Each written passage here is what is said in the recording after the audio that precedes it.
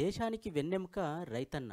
అలాంటి రైతన్న నేడు నారు పోయటం నుంచి కుప్ప నూర్చే వరకు ఎన్నో వ్యయ ప్రయాసలు కోర్చి తీరా పండించిన పంటను గిట్టుబాటు ధర రాక కష్టానికో, నష్టానికో అమ్ముకొని నష్టపోతున్నటువంటి రైతులు దేశంలో ఎంతోమంది ఉన్నారు. ఈ క్రమంలో ఒకానొక దశలో వ్యవసాయం చేయటానికి కూడా ముందుకు రావటం లేదంట రైతులు. వ్యవసాయం చేయాలంటేనే భయపడుతున్నారంట. ఎందుకు అనంటే దుక్కి దున్ని నారు పోయటానికి అందుబాటులో వ్యవసాయ యంత్ర పరికరాలు అందుబాటులో ఉంటాయో లేదోనన్న భయం. అంటే ఈ యొక్క ట్రాక్టర్ దుక్కి దున్నాలి అనంటే ట్రాక్టర్ అందుబాటులో ఉంటుందో లేదోనన్న భయం రైతులకు ఉందట. అదేవిధంగా దుక్కి దున్ని నారు పోసిన తర్వాత ఆ యొక్క నారు చేతికొచ్చాక అంతా భూమిని చదును చేసి నాటు వేయాలి అనంటే కూలీలు అందుబాటులో ఉంటారో లేదోనన్న భయం. కూలీలు అందుబాటులో ఉన్నప్పటికీ ఎంత కూలీ అడుగుతారో అని చెప్పేసి రైతులు భయపడుతున్నారట. అదేవిధంగా భూమినంతా చదును చేశాక అంతా సిద్ధం చేశాక నారు వేయటానికి ఈ యొక్క పొలం గట్లు తీసేందుకు కూడా రైతులు కూలీలు అందుబాటులో ఉంటారో లేదో దొరుకుతారో లేదో అని చెప్పేసి భయపడుతున్నారట. పొలం గట్టు తీసేందుకు అనంటే కొన్ని ప్రాంతాలలో అంచులు తీయటం అని చెప్పేసి అని అంటారు.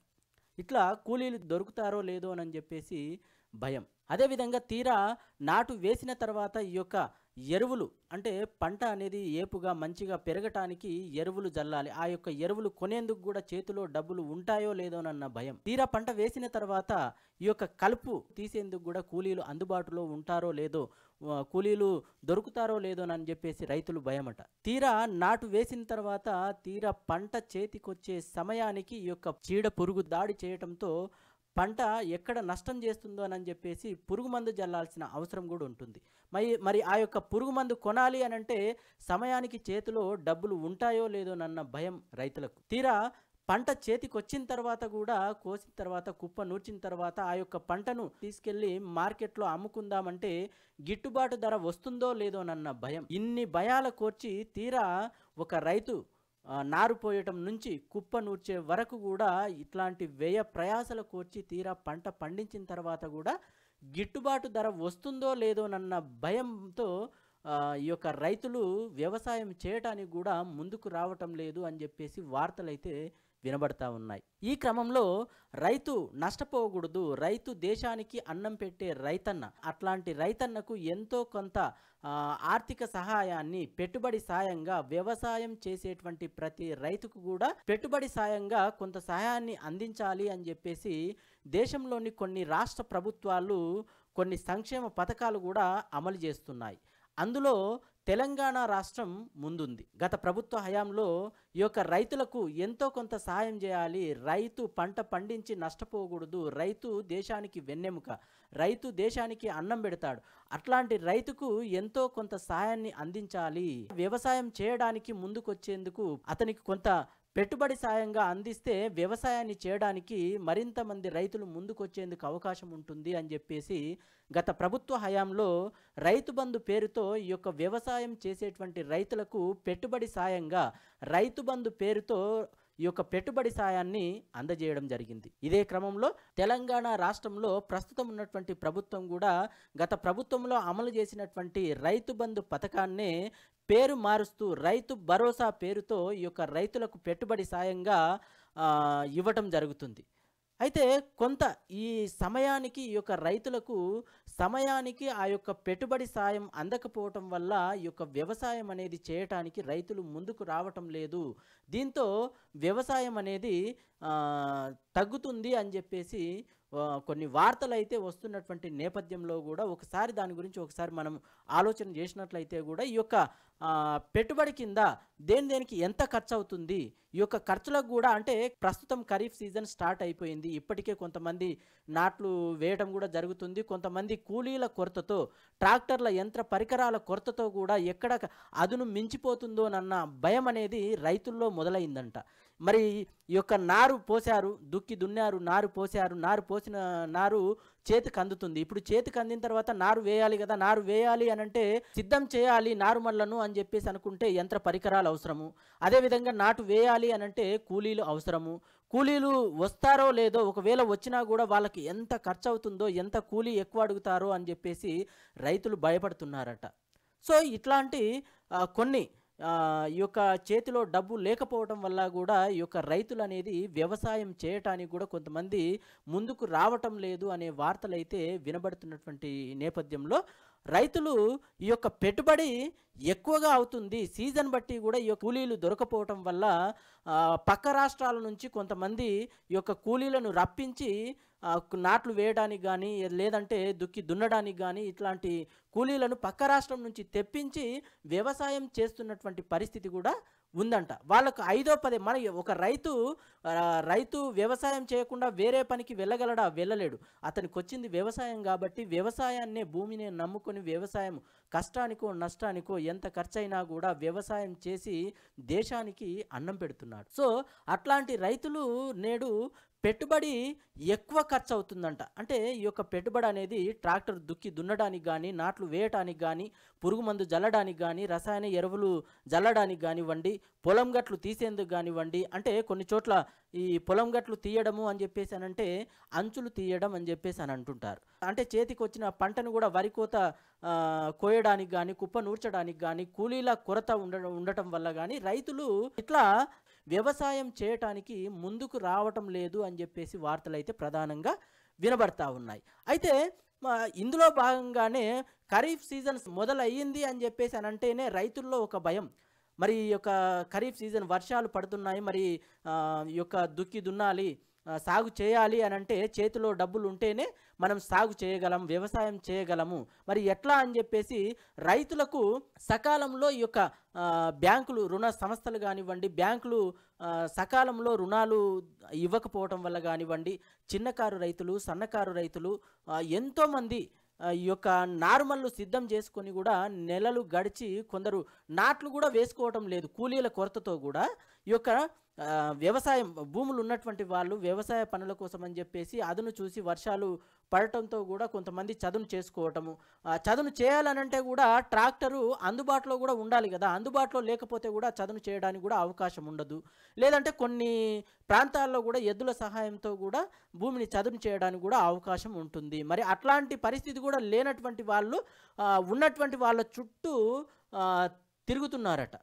ట్రాక్టర్ కోసం అని చెప్పేసో లేదంటే ఎద్దుల సహాయం కోసం అని చెప్పేసో ఉన్నటువంటి వాళ్ళ చుట్టూ యంత్ర పరికరాల కోసం అని చెప్పేసి ఇతరుల చుట్టూ తిరుగుతున్నారట. మరికొందరు కూలీల కోసం ఎదురు చూస్తున్నారు. అంటే మరి ఈ యొక్క ఎద్దుల సాయంతో ఈ భూమి చదును చేయాలంటే కూడా కూలీలు అవసరం పడతారు.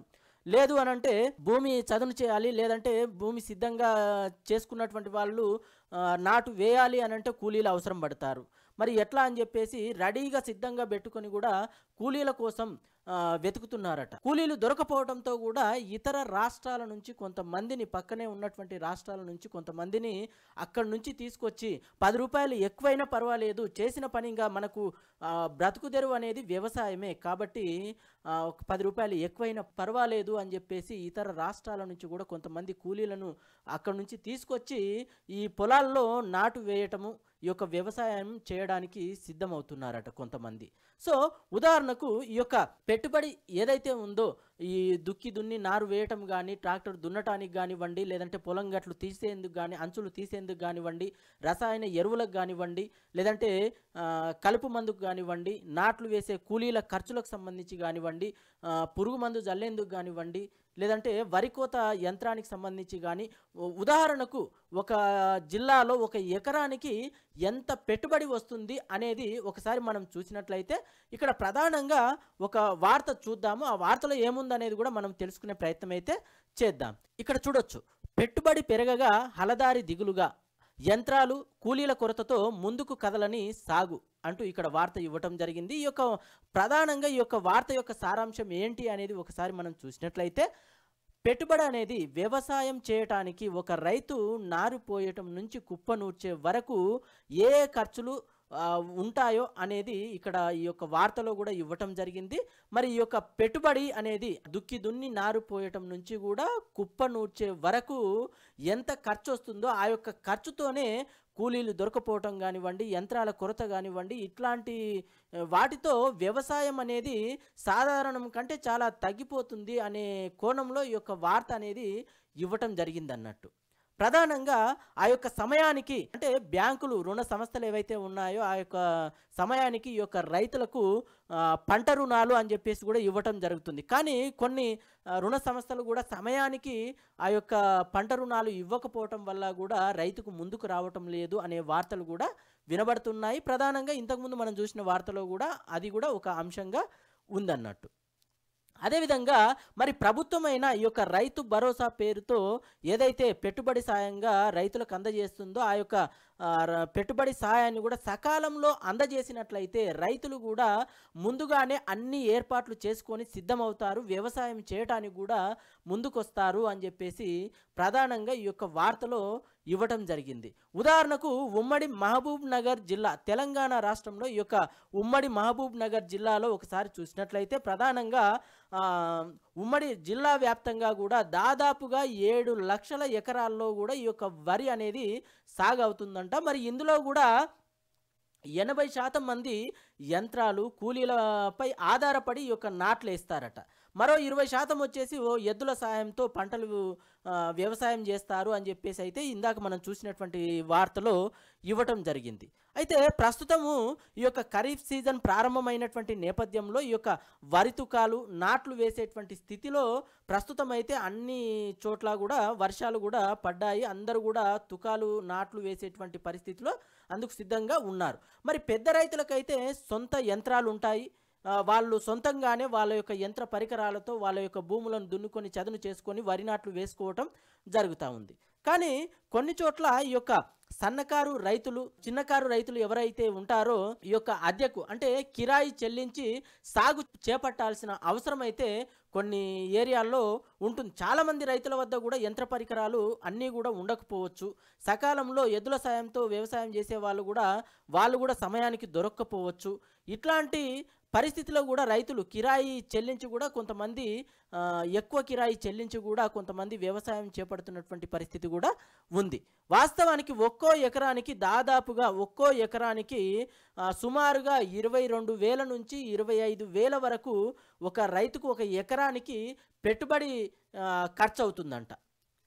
సో మరి అప్పో సొప్పో చేసి ఈ యొక్క నాట్లు వేద్దాము అని చెప్పేసి కూడా కొంతమంది వాళ్ళ దగ్గర డబ్బులు లేకపోయినా కూడా, రుణ సంస్థలు సకాలంలో పంట రుణాలు ఇవ్వకపోయినా కూడా ప్రభుత్వము సకాలంలో ఈ యొక్క ఏదైతే రైతులకు పెట్టుబడి సాయంగా ఏదైతే ఎకరానికి ఇంత అమౌంట్ అని చెప్పేసి ఏదైతే ఇస్తుందో ప్రభుత్వము సకాలంలో ఆ యొక్క రైతు భరోసాను ఇవ్వకపోయినా కూడా అప్పో సప్పో చేసి నాట్లు వేద్దామని చెప్పేసి ముందుకు వచ్చినా కూడా ఈ యొక్క కూలీల కొరత ఉండటం వల్ల, ఈ యొక్క యంత్ర పరికరాలు అంటే ట్రాక్టర్ల కొరత ఉండటం వల్ల రైతులు వ్యవసాయం చేయటానికి కూడా ముందుకు రావటం లేదంట.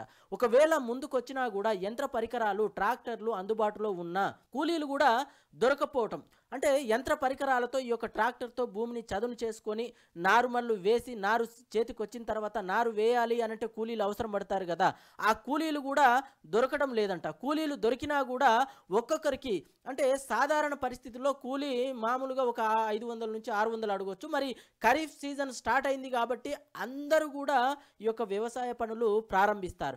ఈ క్రమంలో డిమాండ్ అనేది వాళ్ళకు పెరగటంతో ఒక్కొక్కరు రోజుకు 800 నుంచి 1,200 రూపాయల వరకు కూడా డిమాండ్ చేస్తున్నటువంటి పరిస్థితి కూడా ఉందంట. మరి ఈ క్రమంలో రైతు మరి ఎక్కువ డబ్బులు అయినా సరే మరి వాళ్ళకు వచ్చిందే వ్యవసాయము, మరి అదును చూసి నారు పోసారు, నారు చేతికొచ్చింది, నారుమల్లు సిద్ధం చేసుకున్నారు. మరి నాటు వేయాలి అనంటే కూలీలు మరి 5-10 ఎక్కువ ఇయ్యపోతే వాళ్ళేమో రామంటున్నారు. వాళ్ళు రాకపోతే చేతికొచ్చినటువంటి నారు ముదిరిపోతుంది. ముదిరిపోయిన తర్వాత ఆ పంట వేసినట్లయితే పంట కూడా చేతికి రాకపోవచ్చు, నష్టపోయేందుకు కూడా అవకాశం ఉంటుంది. కాబట్టి ఈ క్రమంలో ఈ యొక్క రైతులు ఎవరైతే వ్యవసాయం చేస్తుంటారో ఆ యొక్క రైతులు 5 రూపాయలు ఎక్కువైనా పర్వాలేదు అని చెప్పేసి ఈ యొక్క ఖరీఫ్ సీజన్లో అదును చూసి వాళ్ళు కూడా మొదలే కూలీలు దొరకనటువంటి పరిస్థితి ఉంది కాబట్టి వచ్చినటువంటి కూలీలకు 5-10 ఎక్కువ రూపాయలు ఇచ్చి ఈ యొక్క కూలీ నాట్లు వేసుకుంటున్నటువంటి పరిస్థితి కూడా ఉందంట కొన్ని ప్రాంతాల్లో. ప్రధానంగా ఉమ్మడి జిల్లాలో ఈ యొక్క పాలమూరు అంటే మహబూబ్ నగర్ ఉమ్మడి జిల్లా ఏదైతే ఉందో ఉమ్మడి జిల్లాలో ప్రస్తుత పరిస్థితి అయితే ఇట్లా ఉందంట. సుమారుగా దాదాపుగా ఈ యొక్క సీజన్లో సాధారణంగా దాదాపుగా 7 లక్షల ఎకరాల్లో ఈ యొక్క వరి సాగవుతుందంట జనరల్గా అయితే. మరి ఇందులో దాదాపుగా మరి ఇట్లాంటి పెట్టుబడి లేకపోవడం వల్ల కూడా చాలామంది రైతులు చాలా తక్కువ వ్యవసాయం చేశారు అని చెప్పేసి అయితే ప్రధానంగా మనం ఇంతకు ముందు చూసినటువంటి వార్తలో కూడా ఇవ్వటం జరిగింది అన్నట్టు. చాలా తక్కువ విస్తీర్ణంలో వ్యవసాయం చేయడానికి ముందుకు వచ్చారంట. ఎందుకు అని చెప్పేసానంటే సకాలంలో ఆ యొక్క రైతులకు పెట్టుబడి సాయం అందక రుణ సంస్థల నుంచి పెట్టుబడిగా వాళ్ళు ఇప్పుడు వ్యవసాయం చేయాలంటే పెట్టుబడి అనేది అవసరం ఉంటుంది. ఆ యొక్క పెట్టుబడి కావాలంటే డబ్బులు రుణ సంస్థలో లేకపోతే ప్రభుత్వము రైతు భరోసా కింద ఇచ్చేటువంటి నిధిలో సమయానికి ఇచ్చినట్లయితే వాళ్ళు వ్యవసాయం చేయడానికి ముందుకు వచ్చేవాళ్ళు. అట్లాంటి పరిస్థితి లేకపోవడంతో చాలామంది రైతులు ఈ యొక్క వ్యవసాయం చేయడానికి ముందుకు రావటం లేదంట. సో ఏది ఏమైనప్పటికీ కూడా ఇక్కడ ఒకసారి ఈ యొక్క ఖర్చులు పెట్టుబడి ఖర్చులకు సంబంధించి ఒకసారి మనం చూసినట్లయితే ప్రధానంగా ఈ యొక్క ఉమ్మడి మహబూబ్ నగర్ జిల్లాలో తెలంగాణ రాష్ట్రంలో ఉమ్మడి మహబూబ్ నగర్ జిల్లాలో ప్రస్తుత పరిస్థితి ఎట్లా ఉంది అని చెప్పేసి ఒకసారి చూసినట్లయితే దుక్కి దున్నడానికి అంటే ట్రాక్టర్కు దుక్కి దున్నడానికి చదును చేయడానికి ఒక గంటకు 1200 రూపాయల నుంచి 1500 రూపాయలు తీసుకుంటారంట. చదును చేయాలి అనంటే ఒక 3 గంటలు చదును చేయాలి అని చెప్పేసి అనంటే మరి గంటకు 1200 చొప్పున అని చెప్పేసి అంటే 3600 రూపాయలు అవుతుంది. అదేవిధంగా చదును చేసిన తర్వాత మరి ట్రాక్టర్తో భూమిని చదును చేసిన తర్వాత ఈ యొక్క పొలం గట్లు తీసేందుకు అంటే పొలం గట్లు అంటే కొన్ని ప్రాంతాల్లో అంచులు తీయడం అని చెప్పేసి అని అంటారు కదా, మరి దీనికి కూడా కొంతమంది కూలీలు అవసరం పడతారు. ఆ కూలీలకు చెల్లించేందుకు ఒక 2200 రూపాయలు ఖర్చు. ఇది ఎకరానికే మనం మాట్లాడుకునేది. అదేవిధంగా రసాయన ఎరువులకు ఒక 2300 రూపాయలు, కలుపు మందుకు 2650 రూపాయలు, నాట్లు వేసేటువంటి కూలీల ఖర్చు ఒక 6000 నుంచి 7000 రూపాయల వరకు, పురుగు మందులకు ఈ యొక్క 2000 రూపాయలు, తీరా పంట చేతికి వచ్చిన తర్వాత వరి కోత కోయడానికి అంటే యంత్ర మిషనరీ ఏదైతే ఉంటుందో దానికి 2500 అని చెప్పి ఇట్లా ఓవరాల్గా చూసినట్లయితే ఒక ఎకరానికి దాదాపుగా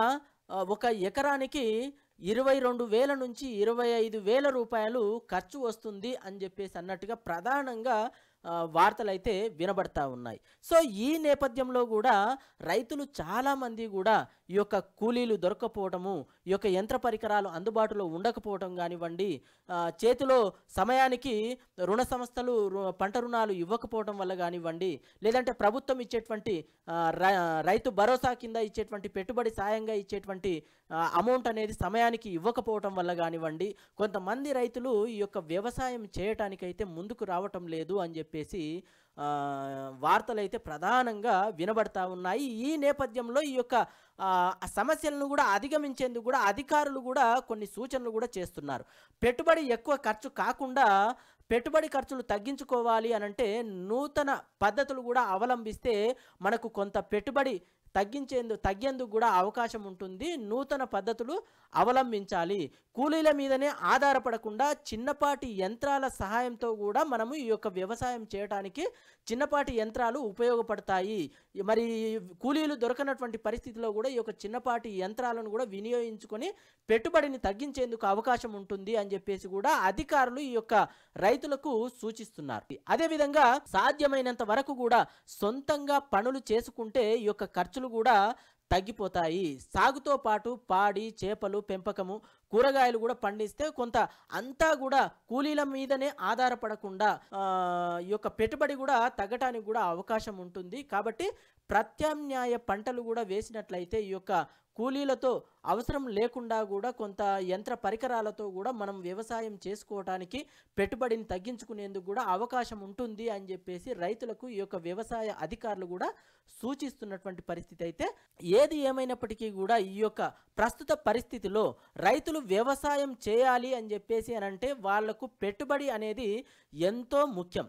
ఈ యొక్క పెట్టుబడి సాయం కూడా రైతులు ప్రధానంగా కోరుకునేది ఏంటి అనంటే సీజన్ ప్రారంభానికి ముందే ప్రభుత్వం అందించేటువంటి ఈ యొక్క పెట్టుబడి సాయం రైతు భరోసా కింద ఇచ్చేటువంటి సహాయాన్ని ఈ యొక్క సీజన్ కంటే ముందే ఇచ్చినట్లయితే రైతులు అన్ని విధాల ఏర్పాట్లు చేసుకొని ఇబ్బంది పడకుండా వ్యవసాయం చేయటానికి అవకాశం ఉంటుంది.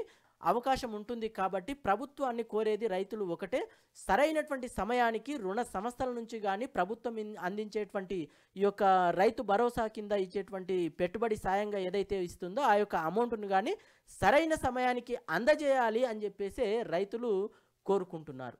ఏ ప్రభుత్వాలైనా కూడా ఈ యొక్క రైతుకు పెట్టుబడి సాయాన్ని సకాలంలో అందించి భరోసానివ్వాలని చెప్పేసి మనమందరం కూడా కోరుకుందాం. రైతులకు రుణ సంస్థలు ఇచ్చే పంట రుణాలు కానివ్వండి, ప్రభుత్వం ఇచ్చే రైతు భరోసా కానివ్వండి, సకాలంలో ఇవ్వాలని కోరుకునే వాళ్ళందరూ ఈ యొక్క వీడియోను లైక్ చేయండి, షేర్ చేయండి. Please subscribe the channel. Thank you. ధన్యవాదాలు.